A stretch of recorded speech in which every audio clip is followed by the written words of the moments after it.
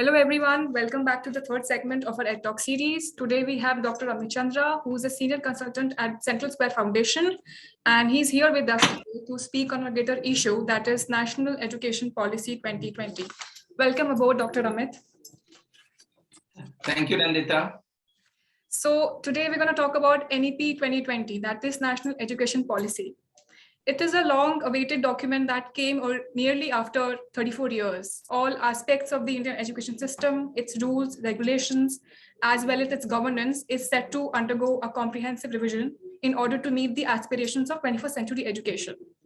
So that was the intro of NEP for you people. So now I think we're going to start with the presentation. Yeah, now you can take it forward, Dr. Amit. Thank you very much, Nandita. And today, as we are going to talk about the regulatory architecture of school education governance in India, and then what the new national education policy talks about it, and within that, as a recommendation, they also talk about setting up an independent body as the regulator called State School Standard Authority, SSSA. So today, we are going to discuss the regulatory architecture part of the NEP recommendation, which is covered in the chapter 8 of NEP 2020. So as I begin, let me first briefly talk about how the school education system in India, the landscape looks like. So as we know, roughly there are 15 lakh students and roughly there are 25 crore students to be enrolled in these 15 lakh schools. So these are already enrolled. Now, out of these 15 lakh schools, 11 lakhs are government run schools and roughly 4 lakhs are what we call private schools. Now, here is another interesting thing. Roughly 50% of all the 25 crore students today are enrolled in government schools, a little slightly more than 50%, and slightly less than 50% are enrolled in private schools. Now, within that interesting thing is, in urban areas, the private school enrollment has gone up to roughly 73%. And also it is important to note that so far private schooling was seen by and large as an urban phenomena. But in last decade and a half, the private school enrollment even in rural areas have increased. And another interesting point here is that out of all the 4 lakh private schools, roughly 90% schools charge a monthly fee which is below 2,000 rupees a month.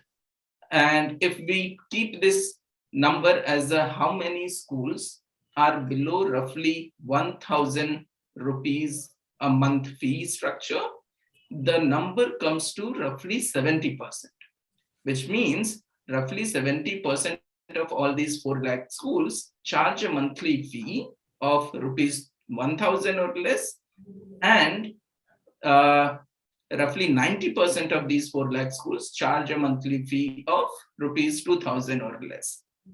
And we also have 16 states who have more than 50% as an overall, more than 50% students going to private schools. Now, I just wanted to set up by and large the landscape of school education in the country. Now, let's come to the topic, and our topic is the regulatory architecture and what problem lies therein. So the first thing is that education is a concurrent list subject, which simply means that states as well as the government of India, Union Government of India, both can make rules, policies, regulation schemes on education. And if we put all the states' rules, acts, legislations Together, we find that there are more than 145 acts, there are more than 101 rules, and these acts and rules also have been amended time to time. Many of these acts and rules and provisions therein have been challenged in court, and then there are thousands of GOs or GRs issued. So what it does is makes the entire regulatory landscape, the architecture, very extensive, complex, and ambiguous. All of these laws have been designed with a different reality because these are old laws. And that time, the education landscape, situation, priorities were of different nature. And these laws are designed keeping input in mind. So these are input centric laws.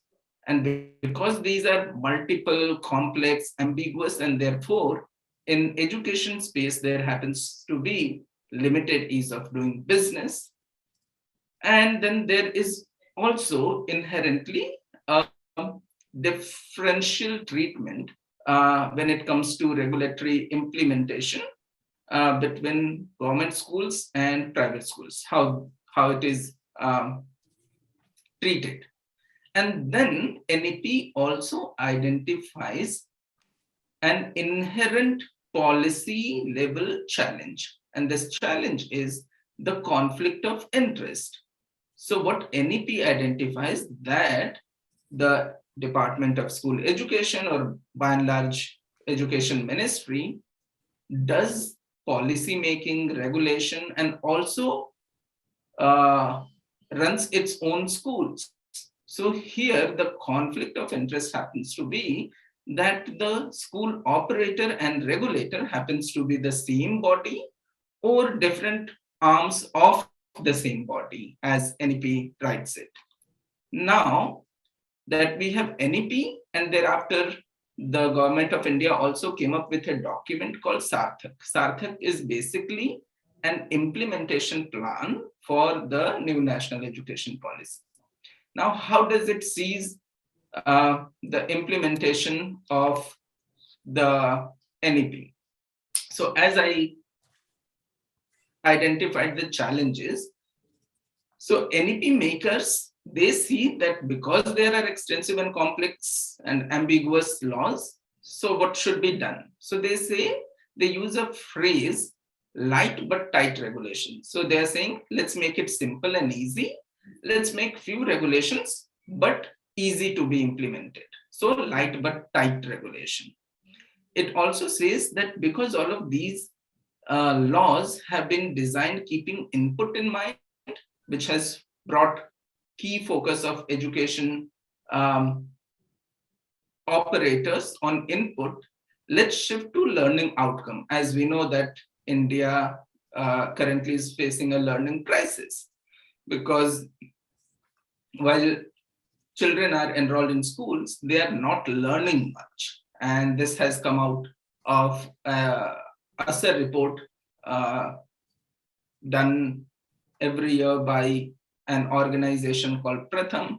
Similar has been finding in National Achievement Survey, which the Ministry of Education itself conducts, and various state level surveys as well. Also, as the NEP makers identify that there is limited ease of doing business, and therefore they emphasize giving more and more autonomy to schools. And therefore, if we can have more of a single window kind of system or time bound clearance, or do something to reduce the compliance burden, and therefore, once again, bringing learning outcome to the center of the stage. Now, for the conflict of interest, NEP recommends a clear separation of roles or powers or function of different bodies within or outside Department of School Education. Now, this is very important thing, and an idea comes out of it. And this idea, when you say that there is conflict of interest, how it can be answered, and how the separation of power or function would happen. And therefore, what NEP recommends that we should have Department of School Education, which should only focus on monitoring and policy making. The Directorate of School Education should take care of operations and service provision within their own schools. SCERT should focus on academic standard, curricula, and they should develop school quality assessment and accreditation framework, etc. And then NEP recommends that a new body, a new independent neutral body should be set up. And this new body will be called the State School Standard Authority, SSSA. And this body should take care of promoting self-regulation or accreditation and taking collecting all of these information from different kinds of schools, put in a public domain, and therefore, by and large, thinking on how do we empower parents to be the real monitor, to take all of these information and make informed decisions when they are choosing schools, etc. So Ministry of Education, the government of India, has thought of setting up State School Standard Authority in a manner like this. So there should be another parallel body which works with different bodies within school education ministry, but stays independent. So it should not fit into their hierarchical framework, but it should be a separate body and it has to be a neutral body. Now, what this body should do. So the idea is, as Sarthak recommends in the implementation plan of NEP, that SSSA should institute effective quality self-regulation or accreditation system. It should also conduct assessment or institute a process of conducting assessment of educational outcomes and disclosure of all education related matter, be it financial, operational, academic, all of that. It should look into technology integration to ensure efficiency and effectiveness of the system. SSSA should develop mechanism for accreditation, that too in consultation with SCERT. It should also develop criteria of self-declaration and requirements to start a school, and a mechanism for redressal of complaints and getting feedback. SSSA is going to be the key body which will enforce regulation, that too including withdrawal or approval of schools. So it would also enforce the condition for schools to get affiliated with Board of Assessment or Board of Examination, and all public disclosure on the website of schools as well as of SSSA. So the key idea is that SSSA should do, number one, regulation and regulation related things. It should also conduct assessment or accreditation framework. Then third thing it should do is take all of the information coming from assessment, accreditation, school related, and all the relevant information in a user-friendly manner and put on SSSA website, as well as also enforce that schools are putting all the information on their website. So the key idea is how do we shift towards a learning outcome-based regulatory framework, shifting from input-based regulatory framework. And in this case, certainly there will be a lot of, because the approach is finally taking all of these information and empowering parents to make the right choice and right decision. There is going to be a lot of dispute arising between, let's say, parents to school, teachers to school, school to, let's say, parents, or school to the administration bodies, etc., including SSSA. And therefore, it should also make provisions and enforce that there is a fast dispute redressal mechanism available. So by and large, this is what the State School Standard Authority should be doing. Now, Sarthak has also put a very strict timeline and also has assigned departments responsible for key execution of key recommendations. So under chapter 8, all the broad ideas have been converted into 4 actionables, and those have been given the timeline. So for this too, the State School Standard Authority, the timeline is that by end of year 2023, there should be a functional triple essay in every state with their functional website also. So all the criteria and mechanism and everything should be fixed, and there should be a functional triple essay by end of 2023 in all the states. That's the idea. Now, what has been our experience so far? As we know that NEP was introduced in July 2020, and it has been more than a year and a half. So what has happened in this aspect of triple essay and its execution? So if we take these recommendations in its ideal format, what should be the roadmap for a state to work upon it? And now let me once again emphasize the key idea behind the new regulatory architecture proposed by the NEP is that we shift towards learning outcome. Everything should be linked to the learning outcome. And instead of creating another bureaucratic structure and Inspector Raj, we should move towards a system which responds to parental need, aspiration, and empowers parents to make the decision, to monitor, to get things implemented. So they become the real vigilant of anything and everything happening in school education space. So if this has to be implemented, what should be the next course of action? Then the course of action will be, number one, all the state rules and regulations related to school education should be reviewed and identified that what changes needs to be made in the existing legislations, whether those could be amended, or even it could be that scrap all of those old laws and come up with new laws, keeping the new reality in mind for the 21st century learners.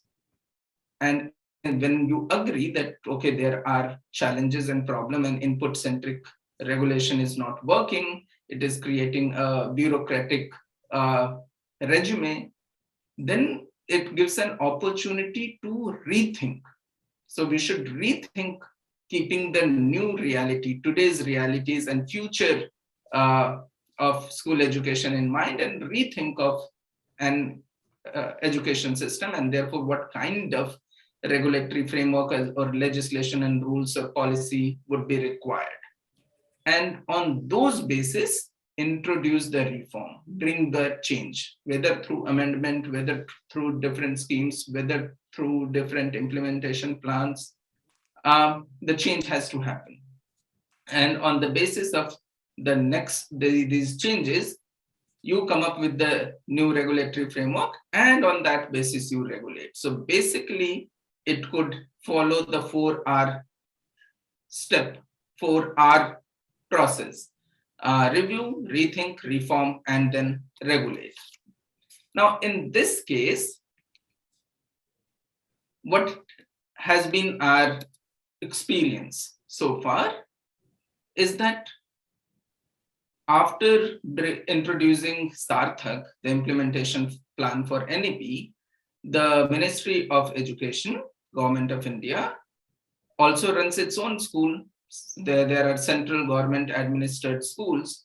So for them, MOE also had to create the School Standard Authority, and they have identified CBSE, the board, the examination board, as the school standard authority for central government administered schools. Now, taking that cue, some of the states have gone ahead and they too have notified their own state examination boards as the SSSA. So Madhya Pradesh, Bihar, and very recently Uttarakhand, all of these three states have identified and notified their school examination board as the SSSA. A few states, such as Sikkim and Punjab, have designated SCRT, the State Council for Education, Research and Training, as their SSSA. Also, there are few states, for an example, Andhra, Karnataka, Gujarat, they have some or the other kind of state quality assessment and accreditation bodies. And therefore, they are also really reflecting over whether do they really need to set up a new body called SSSA or should assign this task to the existing bodies. So this is what has been our experience so far. And based on all of these development and interaction and getting update from different states, we have a few key insights. And the insight happens to be, number one, different stakeholders, different bodies, different officials, and different states also have varied understanding of the role and functioning of SSSA. So number one, there is no consistent, coherent understanding of this new body itself, because people are also questioning that if this new body starts doing regulation, and there are different ways also to regulate schools, not just through one order or one law, there are different mechanisms. For an example, examination board has its own affiliation criteria, and that also happens to be one way to control and regulate schools. And so the question here will be that when SSSA makes regulation, what happens to the affiliation norms set up by the state examination board? And are they ready to give this power to the new body? The NEP and Sarthak is very clear that even the standard or norms for affiliation with boards should be set up by SSSA. But for all the practical reasons, there seems to be a different understanding by different, as I said, people, bodies, ministries, and also different states, and different levels of implementation. The next thing is, whatever states are implementing NEP, what have they done?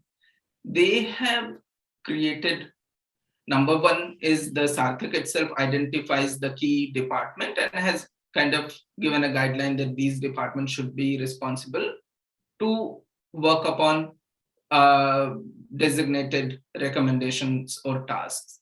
Apart from that, in states, different committees have been created, which are assisted by different groups. And then there are different departments responsible. And therefore, seems like in this huge process, when different departments and individuals and groups and committees come up with different understanding and come up with different recommendations in ways to implement, then it causes confusion. And once again, there is no one coherent, understood way of moving forward. And then the key concern comes out of it, that when these tasks are worked in different by different bodies in an isolated manner, then they also may not meet the larger objective. So for an example, the chapter 8 majorly has 4 different recommendations, and there are 4 different committees working on those 4 different recommendations. So for an example, setting up State School Standard Authority, SSSA, cannot be worked upon in isolation without thinking other key recommendations, such as ease of doing business, such as separation of functioning, such as encouraging philanthropic investment in this space. So the concern happens to be if when all of these committees are working in isolation and they come up with different kinds of recommendations which don't go in coherence with other recommendations, then well, once again we might be in a state of conflict and contradiction or confusion. The other challenge identified would be that we have a Right to Education Act, and this Right to Education Act is made by Government of India. It was passed in the Parliament, and this law is also pretty much input centric, and therefore states also have this genuine concern that you are asking us to come up with a new regulatory architecture which should focus on learning outcome, but we have this national level law which itself is input centric, and therefore Government of India, Ministry of Education, should make amendments in Right to Education Act, making it learning outcome centric, so that states could also follow. So states have concern that until Government of India makes amendment to Right to Education Act, which is input centric in nature, they making amendment in their State Education Act for learning outcome is also looks like, once again, as a roadblock. So they see RT being input centric as a roadblock to move towards a learning outcome centric model. So this is what basically I had to talk to give a rough overview of the regulatory architecture in the country, what NEP recommends, what is the plan, what Sarthak says, what is the ideal way of moving towards implementation of these recommendations, and what is the reality, the key insights that we have. Now I come back to you, Nandita, once again, and if you have certain questions, we can discuss about it. Yes. Thank you, Dr. Amit. It was such a elaborated talk. It is surely going to help our school community, I'm sure. So, so in the beginning, when you mentioned about the first slide, schooling in India, so you mentioned that there are 90% of the private schools, right, in India in total. So about that, you also mentioned that, and these are these schools who charge less than 2K or even less than 2K. So are these like the private schools, or like there are budget private schools also included in this? So these are private schools. So what is all together, there are 15 lakh schools in the country. Out of these 15 lakhs, 4 lakhs are roughly 4 lakhs are private schools. And what is our criteria to understand or define budget private school is the budget itself, the fee. And our finding is this is from a study conducted by the Central Square Foundation. The report is called State of the Sector Report, and in that we identified that roughly 90% of schools, private schools, charge a fee of rupees 2,000 or less. So if we define a budget private school charging rupees 2,000 or less, which means 90% schools in the country are budget private schools. But if we define budget private schools as schools charging less than 1,000 rupees a monthly fee, then it will come to 70%. Okay. Yeah, got it. Thank you so much. Also, you mentioned that there is an, inequality of the norms when it comes to private schools and government schools, right? So can you just talk about a little bit more, like what are these norms which are unequal? So norms are not unequal. Norms are norms for all. It happens to be a differential treatment, which becomes at times discriminatory. Let me give you an example. It's a very simple example. So let's think of, I am the school inspector. I'm the DEO, District Education Officer, etc. And I am supposed to ensure that all schools comply to the laws which are based upon certain input. What are those inputs? Those inputs could be the number and the size of classroom, playground, provision for clean drinking water, health and sanitation, functional toilets, laboratory, library, computer room, staff room, halls, etc., etc. Now, since I am the regulator, I'm the official in charge, I'm the DO, and let's say I go to inspect a school, which is a, let's say, government school, a primary school run by panchayat or municipal corporation, etc. And I find that there are no provisions for, let's say, laboratory, or there is no functional library, or poor arrangement of usable toilet. What am I going to do? It's a government school, I'm a government official, we are responsible. And therefore, as a very genuine, being a genuine, honest person also, the approach I'm going to come up with will be, well, we understand there are limitations, we understand these are not the best quality, let's bring in more resources, let's work together and make things better, right? But if I being the same education officer, I go to inspect a private school and I find a similar situation, that there is no proper provision for separate functional toilets, or library is missing and there are no computers in computer room, etc. What do?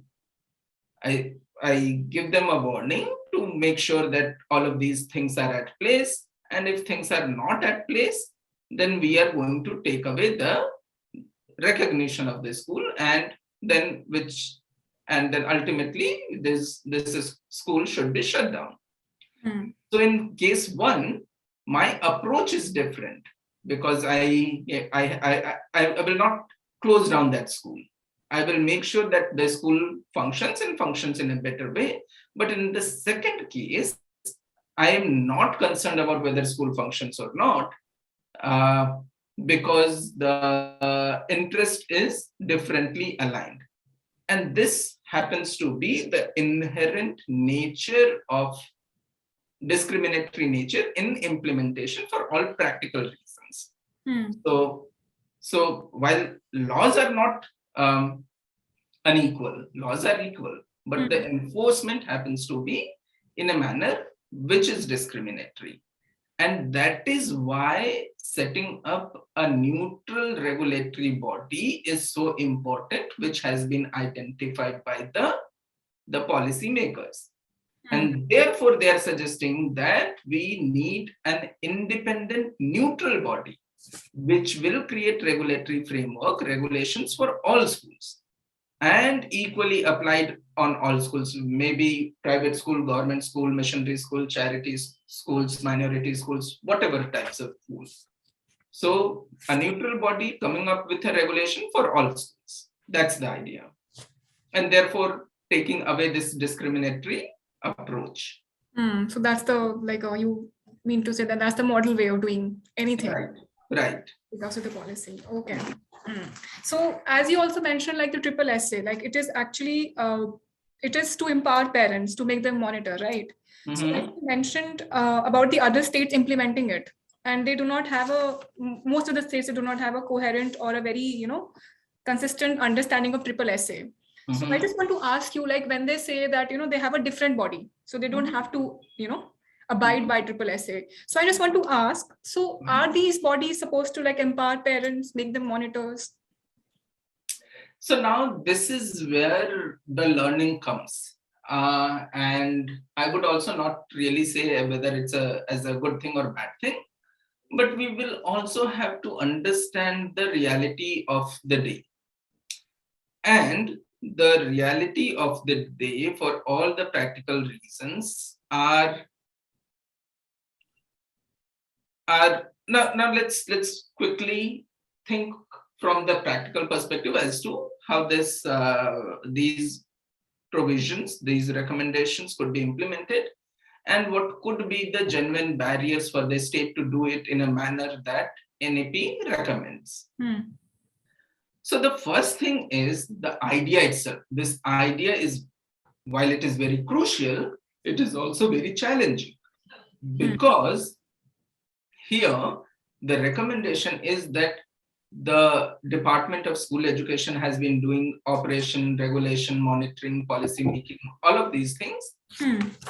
And some of its roles, some of its functions should be taken, and this new body to be set up, which will, and these functions will be given to SSSA. Now, if we have some understanding of public choice theory. So what is public choice theory? Basically, everyone is looking for their own incentives, for their own interest. And what is the interest of, let's say, the Minister of Education?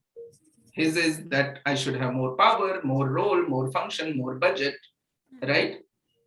More controlling authority. Similarly, the Secretary of the Education Department, his idea would also be that now that, after working for, let's say, 10-20 years in bureaucracy, now finally I have come to this level of being the principal secretary or secretary of the Education Department, and now I'm the most powerful guy, and the moment now I'm on this chair, you're saying I will take away your power. So the thing is, the School Education Department and Ministry himself has to be highly convinced that what they're going to do is for the larger benefit of the purpose for the education system, and then it is important to do. Otherwise, if my interest is short term, I'm actually looking for more power, not reducing the power. So at times I say that I go to meet education secretaries and saying that, sir, you are doing too many things, you have too many jobs and responsibilities and function and power.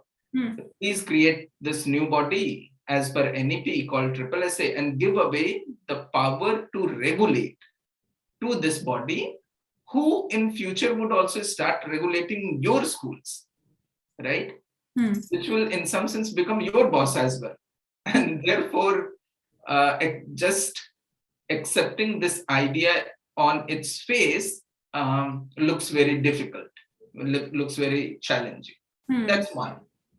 Second thing is, even when they are convinced that they need to create a new body for assessment and regulation, etc., but in its ideal manner, as I suggested in my slide about review, rethink, reform, and regulate, it means, number one, I will have to review all the current education legislation. In many cases, those require to be amended, which means it will have to go through assembly and its own political process. It will become also a subject of politics, right? And therefore a very long process. It will be a time-taking process to amend these laws, etc., which may take like multiple years. In some cases, it may not even see the light of the day until the state government is in majority, etc., so yeah, they said that they're going to do it by 2023. That is also, I think, a very idealistic day to decide to do something. Right. And then the government of the day may also be afraid of how this will be interpreted by opposition parties, media, civil society organizations. As we also know, that the current ruling government, BJP, is also seen, at least, no matter what they try to do, a usual comment on their action regarding specifically education happens to be that they are saffronizing education and education system.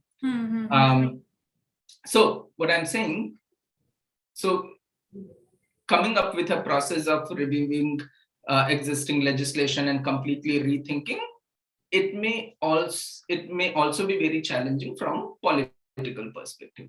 Now, the third level of challenge, I will say, in terms of the kind of bureaucracy that we have and how it is going to look at it. So let's say even I am the in charge of Department of School Education, very sincere and motivated official who really wishes to implement it to reach the objective. Now, but the challenge for me will be, for all the practical reasons, if I have to create this new body, apart from this political process and amendment, etc., I would need new human capital, new people to run this organization, and all these appointments need to be made. Because we are thinking of new body, new structure, is the chairperson kaun hoga, who will be the chairperson, how should be the member, how this new body should be governed, where should it be situated, it would require infrastructure, building, office, and then budget and budgetary provisions, etc., etc. So with all my sincerity, like a usual any rational being does, I would think of, okay, let me ask this question. What this triple SA is supposed to do? And if as I said, now states and different officials also have their own varied understanding of the roles and function of triple SA. If I see this as a more of an accreditation regulation body, then we know that so far SCRT has been, the State Council of Education Research and Training, has been the authority in charge to set standard and accreditation framework, etc., etc. So they will assign them SCRT to function as a triple SA too, and this is what has started happening. As I mentioned, Punjab and Sikkim, they have identified their SCRT to become the SCRT. Similarly, if the understanding is that this new body triple SA has to conduct assessment, then what is the existing organization or existing body that has the capacity to conduct assessment? Or the moment we talk about assessment, the usual understanding is examination. So who has the capacity to conduct examination is the State Examination Board. And therefore, my natural inclination in that case will be that let's give this task also to the State Examination Board. And this is what has started happening. So I told you the challenge in terms of the practicality of idea itself, then the roadblocks in terms of political roadblock, the bureaucratic roadblock, and the practical roadblock in terms of finding people, budget, allocation, space, infrastructure, and all of that. So in the ideal process may take, let's say, 2 years, 3 years of hard work and may reach to some conclusion or not. If there are people with short-term goals and achievements and they're looking to tick box of all the tasks assigned, they would adopt a route something like this. So while I told you that what few states have started doing, I can surely see that there is reasoning, there is rationality. It's not that these are completely rational decisions being made, because there are practical challenges. However, here the concern happens to be that in this case, they would achieve the objective of setting up triple SA, but may not achieve the larger objective behind the idea of setting up the triple SA. And what is that idea? Of neutrality in regulation. So that idea gets killed because it's once again, it is a body under direct or indirect control of the school education department. It's not really independent, yes. Right. So the larger objective gets killed. So these are the challenges, and these are all what I'm saying is a very genuine challenge and genuine concern. I don't really wish to kind of paint any organization or individual with a good picture or bad picture. But what I'm saying is these are the genuine practical challenges, and those working on it will have to address these challenges or will have to overcome these challenges to implement the idea of reforming school education and bringing change to the regulatory architecture in the right manner with the keeping the spirit of NEP 2020 in mind. Yeah, as you mentioned that, even the political roadblock or the implementation roadblock is actually the bigger challenge here, for anything, for any policy, not just education policy, it's for any policy, I'm sure. Because here, what I understood is that to everyone, for every state to come together and, to negotiate, to agree with what center is saying, or even, what they are, it's sort of a shared responsibility and ownership also, which comes here. So that I think it is actually an extraordinary challenge for us. I think so. Yeah, you're right. Right. And that is why even I believe that we should not get into this kind of like blame game, etc.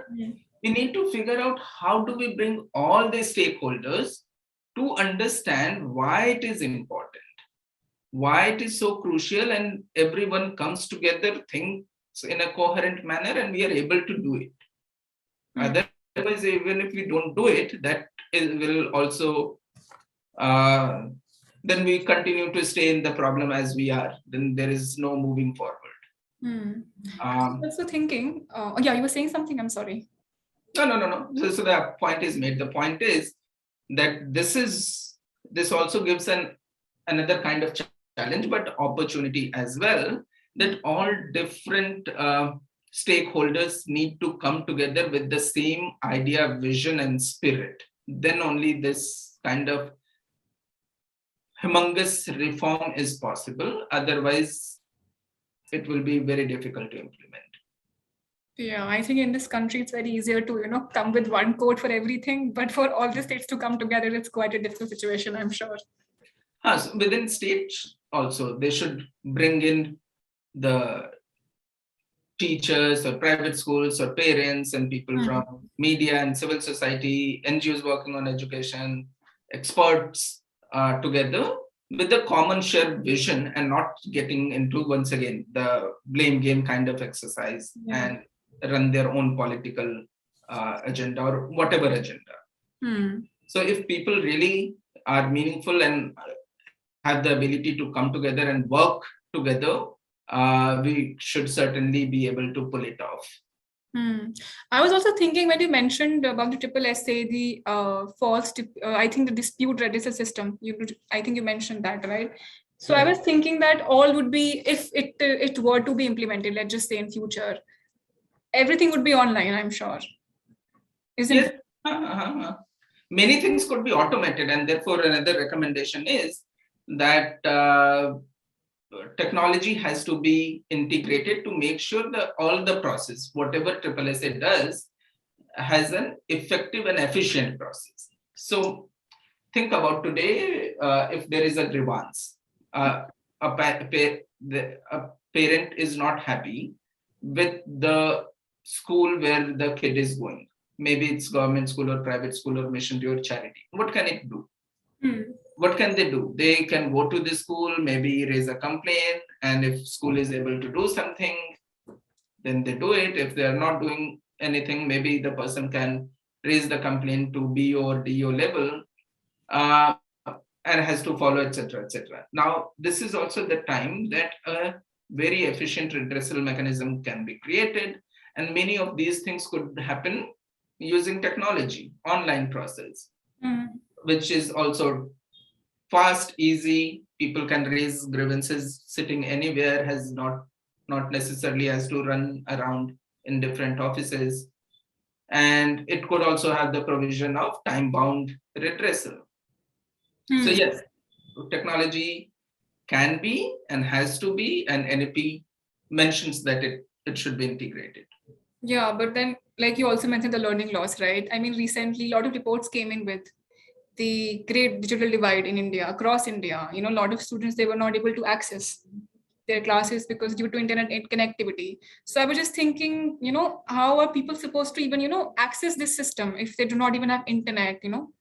Let's talk about the marginalized section here, if it is for them. I think the solution is very simple. When we are thinking about inclusion in terms of access to technology and learning loss in terms of children having access to online or digital devices to access education or educational facilities, etc. There we are talking about students having access to the technology. But here, when we are talking about system, there is a process, right? And anyone could raise the complaint. So think about like buying, using IRCTC platform to buy your online ticket, train ticket. So if you, as in let's say illiterate parent or not having know-how of how the computer and online world works, you could ask me, I can do it on your behalf or anyone. Yeah. And in any case, that access to the digital access is increasing day by day. So let's say even this is the reality today, tomorrow, once again, it may not be the reality. Second thing, think about the, telecommunication, phones. When the first time landline came, and we had a new medium of communication, not everyone had access to phones or even the capacity to own a phone. Then there are PCOs, right? You go to a PCO booth, pay only for the call that you make, and even there will be a PCO guy who would help you dial the calls, etc. So similarly, there are many, computer centers, etc. You could just reach out to your friends and family members or anyone in community and say, could you just please raise this complaint on my behalf? And people should be able to do this. Yeah, let's just hope they are able to do this. Like when it comes to implementation. Well, I think we are almost, reached the end of this talk. Thank you so much for answering my questions. And I hope people, they must have questions and we'll be answering them as well. And I think in the end, I would like to say that, the underlying focus of any policy, be it in any, even education policy, it should be, let's say, to bring every child to the forefront, according to me.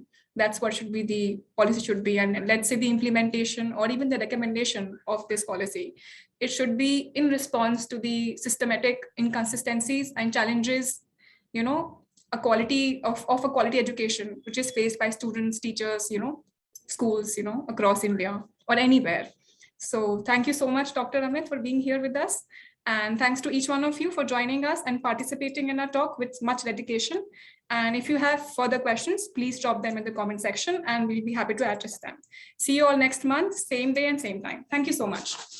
Thank you, Nandita, for having me. Let's hope that we are able to achieve the set objective of NEP, which is equity, access, and quality for all the children of our country. Yes, sir, sure. Let's just hope the best. Thank you, sir. Thank you.